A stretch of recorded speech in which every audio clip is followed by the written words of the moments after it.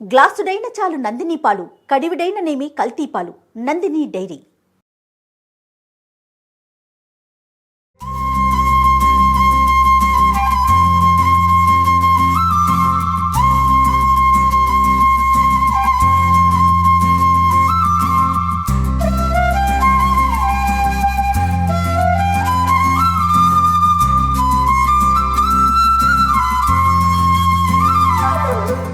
రమ్మగారు సంక్రాంతి అనగానే ఫస్ట్ పిండి వంటలు మనకి అరిసెలే గుర్తొస్తాయి కదండి. అందుకని చెప్పి మిమ్మల్ని కష్టపెట్టి పొల్లలు పోయి అరేంజ్ చేసి ఓకే అరిసెల కోసం మొత్తం పిండి అంతా రెడీ చేయించానండి నేను. Very good. అరిసెలు నేతి అరిసెలు అయితే ఎంత బాగుంటాయి రమ్మగారు. చాలా బాగుంటాయి కానీ మొత్తం నెయ్యి కాకుండా కొంచెం ఎక్కువ భాగం నెయ్యి కొంచెం నూనె వేస్తే ఇంకా చాలా బాగుంటాయి.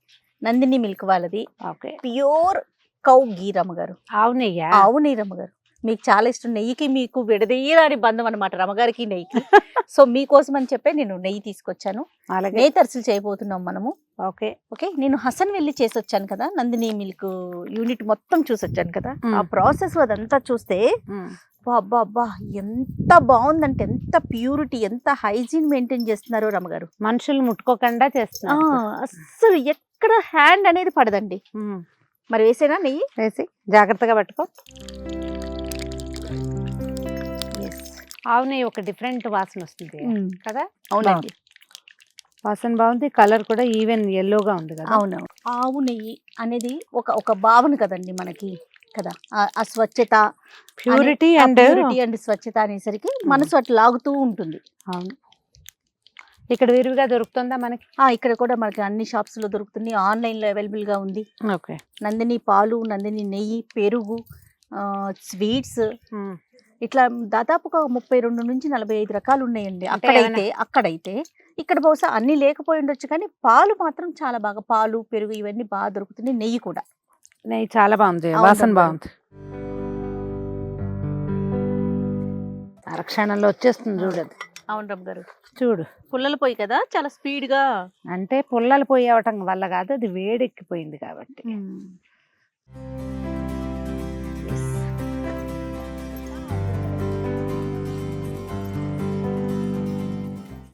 దీనికి ఒక 4-5 చుట్టూతా కూర్చుని, అవును రమ్మగారు, ఒకళ్ళు నొక్కేవాళ్ళు, ఒకళ్ళు వేసేవాళ్ళు. అవును, ఇంతది మూకుడు పెట్టకుండా తాంబాళం పెట్టేవాళ్ళు చేయ ఊళ్ళల్లో.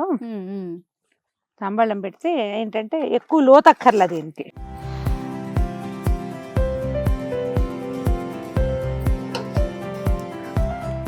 క్షణాల్లో ఇది గారెలకు సరిపడే పాళ్ళం ఉంది ఇది. రమ్మగారు ప్రాక్టీస్ లేనట్టుంది కదా మీకు కూడా. చిన్నప్పుడు ఎప్పుడైనా చూసారా ఇట్లా? చిన్నప్పుడా? ఏమిటి, సుమన్ టీవీలోనే 3 సార్లు చేయించి అలా అడుగుతావా జయ? రమ్మగారు ఇది నేను అడిగేది పుల్లల పొయ్యి మీద. పొయ్యి గురించి ప్రాక్టీస్ లేదని మిమ్మల్ని అంటానికి నాకు ధైర్యం ఉందా అసలు? నేను అనేది అరిసెల గురించి కాదండి.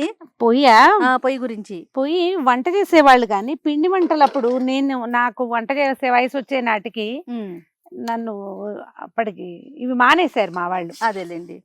కొంచెం నేను ఎక్కడ చూసేదానంటే మా ఊళ్ళో పాలేళ్ళ ఇళ్ల దగ్గర సామూహికంగా చేసేవాళ్ళు అరిసెలు. ఓకే. మాకు ఒక చాకలి ఉండేది అంకమ్మ. నేను ఎప్పుడు చెప్తాను, నాకు నీళ్ళు పోసిన అంకమ్మ మా పిల్లల్ని మాత్రం ఒకసారి ఫోటో చూపించండి. అంకమ్మ ఫోటో లేదు. అంకమ్మ చాలా బాగా చేసేది ఇవి అరిసెలు. ప్రతి ఇంట్లో ఇక్కడ ఎవరిదైనా పిల్లలకు నీళ్లు పోసే పని ఉన్నా సరే పరిగా ఎత్తుకుంటూ వెళ్ళిపోయేది. అరిసెల పాకం ఉంది, వాళ్ళ ఇంట్లో ఉంది, వీళ్ళ ఇంట్లో ఉంది అని అంకమ్మే ఎక్కువగా అందరి ఇళ్లలో పాకం పట్టడానికి వెళ్ళేది. వాళ్ళు చేసేటప్పుడు నేను ఈ పొయ్యి దగ్గర ఆ తాంబూలం పెడతారనేది కూడా నేను వాళ్ళ దగ్గర చూసిందే. ఇప్పుడు మూకిడి కాకుండా తాంబూలం పెడతారండి. పెద్ద పళ్ళేలు పెడతారు. పళ్ళెం పెడితే ఇత్తడి పళ్ళేలు పెద్ద పెద్దవి పెడితే ఒక 3 ఏమో కూర్చునేవాళ్ళు.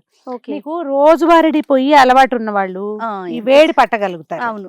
ఇప్పుడు నేను చపాతీలు చేసినప్పుడు చేత్తో తీస్తానా, నువ్వు ప్రతిసారి అరిచి కేకలు పెడతావు, అమ్మో అమ్మో అంటానా. అది అలవాటు అయిన వాళ్ళు ఏం చేస్తారు, ఈజీ కదా. అవునవును. నాకు ఈ నీళ్ల పొయ్యి అలవాటు ఉంది బాగా. చలికాలం అంతా పొయ్యి వెలిగించుకోవటం మామూలుగా మా ఇంట్లో నీళ్ళ పొయ్యి. పొయ్యి దగ్గర కూర్చుని చలికాగే అలవాటు ఉంది నాకు. కానీ ఆ స్టవ్ల దగ్గర ఎప్పుడు చేసేది ఇది కొంచెం కొత్తగా అనిపిస్తుందా లేదా? తిట్టుకుంటున్నారా నన్ను? అంటే ఇది ఎవరైనా సహాయం చేస్తే ఎందుకు బాగుండవు, ఇలాంటి పనులు గొప్ప సరదాగా ఉంటాయి. అదే మనమే చేయాలంటే కాస్త కష్టం కానీ చేస్తూ ఉంటే అవును అవును వస్తూ ఉంటాయి అంతే. ఇప్పుడు ముగ్గురు ఉన్నారనుకో, ఇలాంటివి ఇద్దరు ముగ్గురు రెండు పక్కల నుంచి తీస్తే అవును అవును ఎక్కువ వేయగలుగుతాం. మనం ఇప్పుడు 1, 2 వేస్తున్నాం కదా. అవును. చూడు ఇంత మంటకి 2 వేసేసేయచ్చు. 2 తీసే పంతనం మనకి ఉండాలిగా. అంతేగా. మీరు చేస్తారంటే అరిసెలు ఇంట్లో? సంక్రాంతికి మెయిన్ కొత్త బియ్యం ఉన్నప్పుడు చేసుకుంటే బాగుంటాయి కదా. అవునవునవును. సంక్రాంతికి చేస్తాము. నేను పాకం పట్టి ఉంచుకుని తర్వాత 10 రోజులు పోయాక కూడా చేసుకుంటాను. ఓ, ఈ సంవత్సరం పంచదార అరిసెలు చేద్దాం అనుకుంటున్నాను. బెల్లం అరిసెలు కొంచెం సాగుతాయిగా. అవునవును. పంచదార అరిసెలు పళక్కమని విరుగుతాయి. అవును. నాకు ఆ పళక్ ఇష్టం. ఎక్కువ చేయము, కొంచెం చేస్తాం 2 రోజులు తినడానికి. ఇంకంతా నిల ఉంటే ముక్కా చెక్క అయిపోతూ ఉంటాయి అవి. అవును. సో మనం నందిని నెయ్యి వేసి, నందిని ఆవు నెయ్యి వేసి, వాసన బాగుంది చూడు, చాలా అద్భుతంగా ఉంది రమ్మగారు. చక్కటి నేతి అరిసెలు చేసుకుంటున్నాము. మామూలుగా అయితే మనం అమ్మ వాళ్ళు కూడా ఇంటి దగ్గర ఏం చేసేవాళ్ళు అంటే ఒక చారెడు నెయ్యి పోసి పైన నూనె పోసేవాళ్ళు. పూర్తి నెయ్యి ఎందుకనో మాకు చాలా పాడి ఉండేది. బోల్డ్ అని గొడ్లు ఉన్నాయి మాకు, కనీసం 50 పాలగొడ్లే ఉండేవి. అబ్బా. కానీ నాయనమ్మ అనారోగ్యం అనేవారు పూర్తిగా. అందుకని మాకు నేతి గారెలు, నేతి అరిసెలు, పూర్తి నెయ్యి వస్తువు లేదు. అన్నాల్లో భోజనం చేసేటప్పుడు వేసుకోవటమే తప్ప కాగిన నెయ్యి అరుగుదలకి రాదని ఒక నమ్మకం. అదే పెద్దవాళ్ళకి అట్లా ఉంటుంది కదా. అవునవును. మా ఫ్రెండ్ నిర్మల్ అని ఉండేవారు కదా, ఇప్పుడు లేరు. తన ఊరు నుంచి నేతి అరిసెలు చేయించి పట్టుకొచ్చేది. నెయ్యి చేయటం గొప్పగా ఉండేది అనుకుంటా. నేనేమనుకుంటానంటే నెయ్యి మనకి కొత్త కాదు, కాకపోతే అది హెల్దీయా కాదా, సూట్ అవ్వాలిగా. సూట్ అవ్వాలి. పెద్దవాళ్ళకి కొన్ని భావాలు ఉంటాయి. అవును. మేము వాటి గౌరవార్థం అసలు మా అమ్మ కాస్త నెయ్యి కూడా మా నాయనమ్మ కంట పడకుండా పోసేది. కొంత పేరు నెయ్యి డబ్బాలోంచి తీసి అందులో వేసేవారు. జబ్బు చేస్తుంది, పిల్లలు 1కి 4 తింటే అని అలా భావాలు ఉండేవి. కొంచెం పచ్చాలు ఎక్కువ. పాపం పొయ్యి ముందు కూర్చున్నారు, మీకు ఎట్లా అనిపిస్తుంది? కానీ నాకు మాత్రం భలే సరదాగా ఉంది రమ్మ గారు. అంటే నేను చెప్పా కదా, ఇవన్నీ ఎవరైనా ఏర్పాటు చేస్తే మనకు సరదాగానే ఉంటుంది. మనం ఈ పొయ్యిని హ్యాండిల్ చేయలేమని.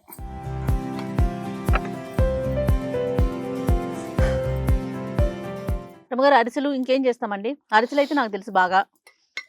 తెలంగాణలో సకినాలు చేస్తారు, మనమేమో చక్రాలు, చెక్కలు, జంతికలు, చెక్కలు, చేగోడీలు. అవునండి. ఒక 2-3 కలిసి చక్కగా, మరి ఇలా పొయ్యి అంటే పెట్టుకోలేకపోతాం కానీ చిన్న స్టవ్లు వస్తాయి కదా రమ్మగారు, సింగిల్ స్టవ్లు, అవి అయితే కూర్చొని చేసుకోవచ్చు కదా. అవును, చక్కగా నేల మీద పెట్టుకోవటం, హాయిగా చేసుకోవచ్చు. రమ్మగారు అరిసెలు ఇష్టమా మీకు కొబ్బరి బూరెలు ఇష్టమా? అసలు కొబ్బరి బూరెలు పెద్ద నచ్చవు చేయను. అవునా? తూచి రమ్మగారు, నాకు ఎంత ఇష్టమో కొబ్బరి బూరెలు అరిసెల కన్నా. నాకు అరిసె ఇష్టం. కొబ్బరి బూర అంటే కొంచెం మెత్తగా అట్లా అనిపిస్తుంది, అదొక ఫీల్. అంటే కొబ్బరి బూరలో ఒక ఖాళీ వస్తుంది చూడు, హాలో, అదేమిటో ఎక్కదు చేయాలి. అట్లా రాదు రమ్మగారు, అట్లా రాదండి. ఏమో మరి, ఇట్లా బొంగలాగా వస్తుంది కదా అది, ఆ బొంగలో లోపల గ్యాప్ వస్తుంది. ఏమో మరి అమ్మ చేస్తారు కదా, అస్సలు రాదండి. ఏమో ఈసారి తీసుకొస్తాను ఆగండి నేను. మా ఇంట్లో మా కొబ్బరి బూరెలు పెద్దగా తెలీదు. మా విద్యక్కయ్య మున్సిపల్ స్కూల్లో జాయిన్ అయ్యాక అక్కడ ఫ్రెండ్స్ క్రిస్మస్ కి చేస్తారు జయ మా వైపు, ఎందుకనో అలాగా తెలీదు. కానీ అక్కడ వాళ్ళ దగ్గర చూసి తర్వాత విద్యక్కయ్య చేసేది, కానీ ఏమిటో నాకు. పండక్కి ఒక వారం ముందు నుంచి మొదలు పెడతారు కదండి పిండి వంట ఇవన్నీ. ఇంకా 4-5 రోజుల ముందు. ఒక 2 నెలల పాటు ఇళ్లలో ఏంటంటే పిల్లలు ఊళ్ళ నుంచి వచ్చేసరికి పాపలు ఉండి పెట్టేస్తారు. అవును అవును.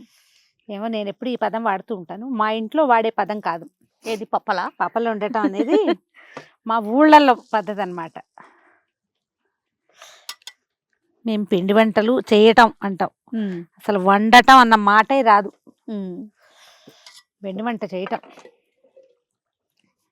నువ్వు హసన్ వెళ్ళేవి 3 రోజులు ఉన్నావు కదా. అవును రమ్మగారు. నందిని వాళ్ళు 3-4 నెలల నుంచి నేను హసన్ వెళ్తాను చెప్తూనే ఉన్నావు. మొత్తానికి డిసెంబర్లో వెళ్ళినట్టున్నావు. అవును రమ్మగారు. ఎలా ఉంది జయ ఫ్యాక్టరీ చూస్తే ఎక్స్పీరియన్స్? నేను ఇక్కడ చాలా అంటే నార్మల్ గా ఊహించుకున్నాను, నేను ఎప్పుడు చూడలేదు రమ్మగారు. మా ఆయన ఎప్పుడు చెప్తాను, నేను పాల్ ఫ్యాక్టరీ చూసాను, విజయవాడలో పాల్ ఫ్యాక్టరీ చూసానని. నేను ఎప్పుడు చూడలా, అంత ఊహించుకోలా. అది ఫ్యాక్టరీ కాదండి, ఇండస్ట్రీ. బా. లక్షల టన్నులు రమ్మగారు. నేను అసలు ఇక్కడ ఇది మాట్లాడాలి అది మాట్లాడాలి, ఇన్ని డ్రెస్సులు అన్ని డ్రెస్సులు మేకప్ కిట్లు ఎన్నో వేసుకెళ్ళిపోయా. నోరు ఇప్పటాకు లేదు రమ్మగారు. ఎందుకో తెలుసా, ఏది ఆపటాకు లేదు, ఏ మిషనరీ. అన్ని లక్షల టన్నుల్లో అక్కడ ఇదవుతోంది అనమాట. అంటే మనం ఏది ఆపినా ప్రొడక్షన్ ఆగిపోతుంది. మొత్తం చూసొచ్చాను. నాకు బాగా నచ్చింది హైజీన్ అండి. ఎంత క్లీన్ గా ఉందంటే బాబా మాటల్లో చెప్పలేం. నీకు అలాంటివి లేకపోతే ఒక రాష్ట్రం తాలూకు పూర్తి రాష్ట్రం తాలూకు నమ్మకాన్ని ఎట్లా గెలుపొందుతారు? రైతుల దగ్గర నుంచి నేను రైతులతో కూడా వెళ్ళి మాట్లాడొచ్చాను. రైతుల దగ్గరికి వెళ్ళాను, పాల కేంద్రానికి వెళ్ళాను. చక్కగా రైతులందరూ ప్రతి ఇంట్లో పాడి అండి. నాకైతే నిజంగా ఒక ఈర్ష్య కూడా వచ్చింది రమ్మగారు. మనకి ఇక్కడ అట్లా లేదు కదా. అంటే రైతులకి ఎంత ఎంకరేజ్మెంట్ కదా, పాడి పంట కదా రమ్మగారు. ప్రతి ఒక్కరికి అన్ని రకాలుగా సమృద్ధిగా ఉంటది కదా. నిజంగా అలాంటి అవకాశం ఉన్నట్లయితే గవర్నమెంట్ భలే ప్రోత్సాహం అందిస్తుందండి అక్కడ. కర్ణాటక గవర్నమెంట్ ప్రతి ఇంట్లో ఆవులు, వాళ్ళకి సబ్సిడీలు, రకరకాల ప్రోత్సాహకాలు, ఆ పాలని వీళ్ళే కొనటం మనకు కూడా ఉంది, మనకి ఉంది. కానీ అంత ప్రోత్సాహకం మరి ఎంతవరకు ఉందో నాకు తెలీదు. దానితో నందిని అనేసరికి తిరుమల తిరుపతి దేవస్థానంలో వాడుతున్నారు కదండి. కొన్ని సంవత్సరాల నుంచి తిరుమల తిరుపతిలో నందిని నెయ్యినే వాడుతున్నారంటే మనం దాని యొక్క స్వచ్ఛత గాని క్వాలిటీని మనం ఇంకా అసలు మాటలో ఇంకా ప్రత్యేకించి ఇంకేం మాట్లాడుకోకర్లా. దాని గురించి అదొకటి చెప్తే చాలు, సరిపోతుంది. స్వామివారికి సమర్పిస్తున్న నెయ్యి అంతే. చాలా బాగుందండి ఎక్స్పీరియన్స్ అయితే. అక్కడ మనుషులు కానీ వాళ్ళు పనిచేసే విధానం కానీ ఎక్కడ చెయ్యి తగలట్లేదు రమ్మగారు. అదే ఆవు దగ్గర నుంచి మెషినరీ పూర్తిగా ఆవు దగ్గర తీసిన దగ్గర నుంచి మిల్కింగ్ మెషిన్స్ అంటావా? మిషన్ పెడుతున్నారండి, అట్లా చేత్తో తీయట్లేదు, మిషన్స్ పెట్టేస్తున్నారు. ఫైనల్లీ సక్సెస్ఫుల్ గా నందిని నెయ్యితో సంక్రాంతి అరిసెలు మనం కంప్లీట్ చేసేసుకున్నాం. ఏం రమ్మగారు? అవుతూ ఉంటాయి. కంప్లీట్ కాదు, అవుతోంది, జరుగుతోంది ప్రాసెస్. ఎస్. మరి ఇంకా ముగిద్దాం. టైం కూడా అయిపోతుంది కాబట్టి ఇది కూడా వేసి సో ప్రేక్షకులకి ఏమైనా చెప్తారా ఒక్కసారి? చక్కగా అరిసెలు ఉంచుకోండి హెల్తీగా. నెయ్యి కూడా వేయాలంటే నందిని నెయ్యే వాడుకోండి. స్వచ్ఛమైన ఆవు నెయ్యితో చేసిన అరిసెలు ఎవరికైనా పంపించడానికి బాగుంటాయి, మనం తినడానికి బాగుంటాయి. ఆరోగ్యానికి ఆరోగ్యం. అంత పూర్తి స్థాయి నెయ్యి వద్దనుకుంటే మేము చేసినట్టుగా కొంచెం నూనె, కొంచెం నెయ్యి వాడుకోండి. మరొకసారి సుమన్ టీవీ ప్రేక్షకులందరికీ సంక్రాంతి శుభాకాంక్షలు.